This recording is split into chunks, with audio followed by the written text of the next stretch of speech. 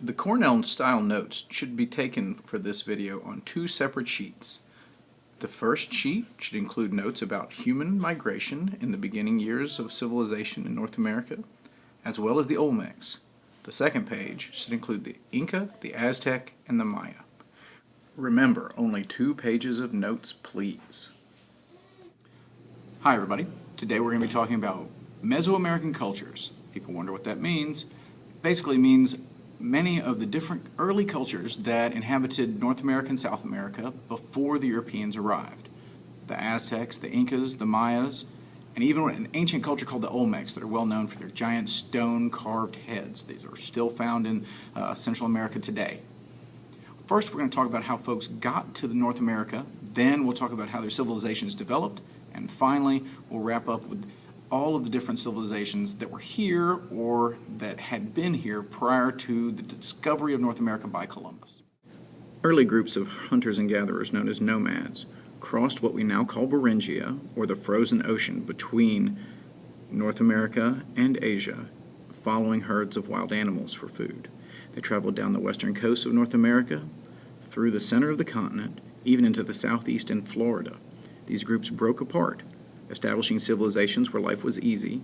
Others continued on, down into Mexico, into Central America, and eventually onto the South American continent. The main idea is that people arrived on the American continents thousands of years ago. They were following food, but eventually came to discover that they could grow their own, and in doing so, set down roots that would be the genesis of civilizations to come. So it starts over 10,000 years ago when the world enters the most recent ice age. Most of the world's water is frozen at the poles and on the continents nearby, so the ocean levels are much lower.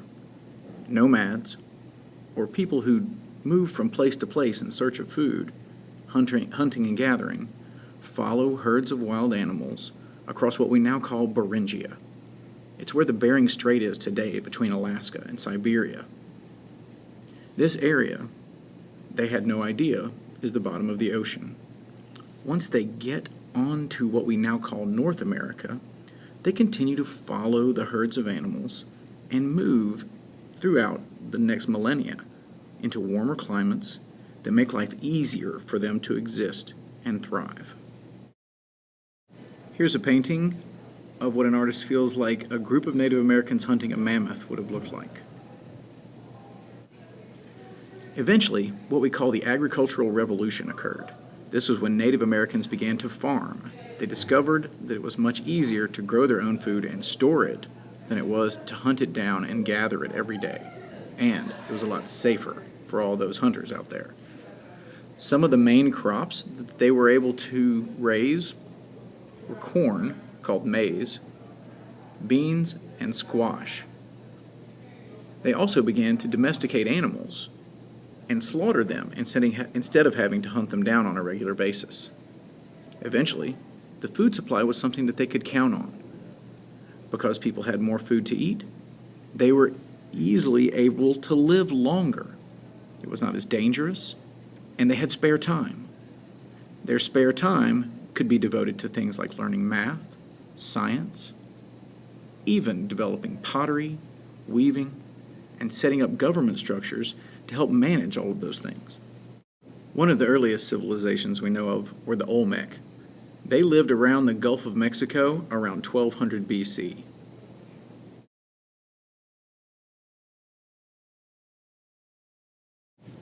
They used a technique called slash and burn agriculture that allowed them to burn the forest down, plant a farm, and quickly grow crops. Unfortunately, it was not very sustainable, and over a long period of time, large areas of their jungle became infertile, and they were unable to grow crops there.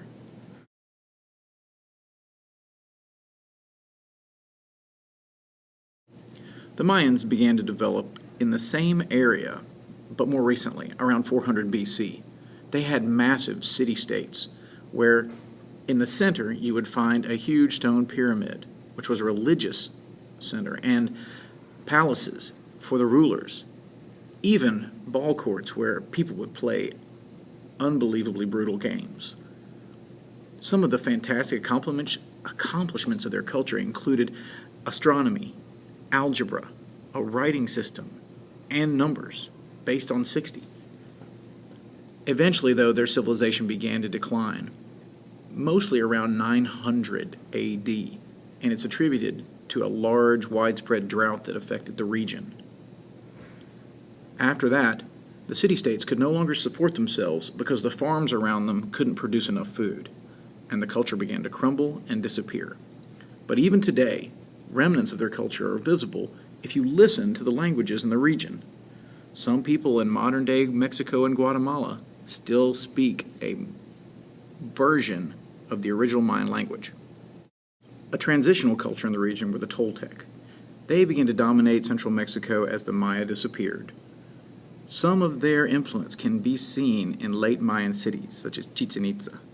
But for our purposes, it's the Mayas, the Aztec, and the Inca that we're focusing on.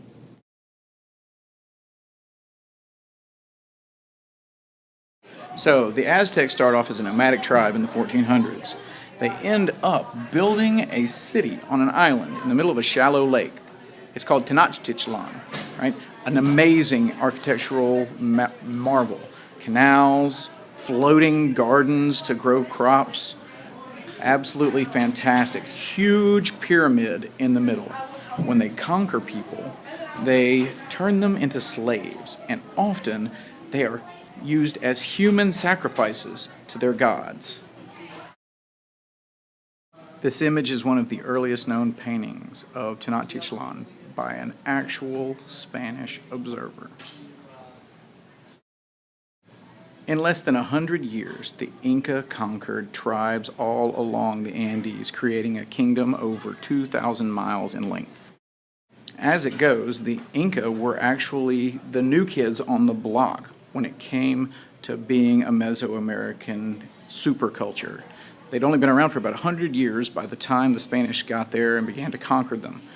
They had such a huge network of roads and bridges that they would use runners to pass information from one end of the kingdom to another, and it would take just days to cover thousands of miles. It was the largest by far in the Americas, with nearly 12 million inhabitants at its peak. This is an image of the beautiful Machu Picchu. It was the Incan Emperor's winter palace. That's all the notes for today's lesson, everybody. See you tomorrow.